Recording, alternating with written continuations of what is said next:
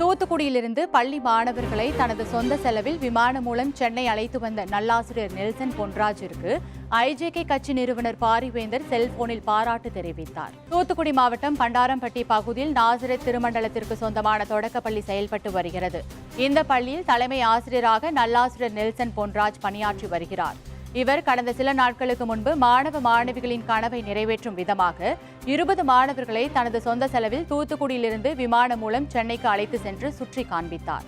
இந்த நிலையில் இன்று ஐஜேகே கட்சி நிறுவனர் பாரிவேந்தரின் உத்தரவுப்படி ஐஜேகே மாநில துணை பொதுச் செயலாளர் நெல்லை ஜீவா, தூத்துக்குடி வடக்கு மாவட்ட பொருளாளர் கண்ணன், ஊடக பிரிவு பொருளாளர்கள் மணிகண்டன், சதீஷ் உள்ளிட்ட ஐஜேகே கட்சி நிர்வாகிகள் இன்று பண்டாரம்பட்டியில் உள்ள தொடக்க பள்ளிக்கு நேரடியாக சென்று நல்லாசிரியர் நெல்சன் பொன்ராஜை பாராட்டி கௌரவித்தனர். மேலும் அவருக்கு சான்றிதழ் வழங்கியும் சால்வை அணிவித்தும் பாராட்டு தெரிவிக்கப்பட்டது.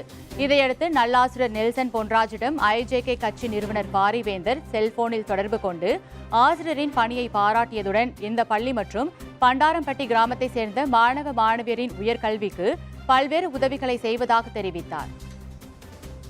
மதிப்பிற்குரிய திருவாளர் நெல்சன் பொன்ராஜ் அவர்களை சந்தித்து அவர் இங்க இந்த பள்ளிக்கூடத்தில் இருக்கக்கூடிய ஏழை எளிய மாணவர்கள் கிட்டத்தட்ட ஒரு 20 குழந்தைகளை இங்கிருந்து விமானத்தில் அழைத்து சென்று சென்னை உள்ளிட்ட பகுதிகளில் அனைத்து பகுதிகளையும் காண்பித்து அவர்கள் தனக்கு தலைக்கு மேலே நித்தமும் விமானம் பறந்து கொண்டிருக்கிறது, இதில் என்றாவது நாம் செல்ல முடியுமா முடியாதா என்ற ஒரு ஏக்கத்தில் இருந்தார்கள்.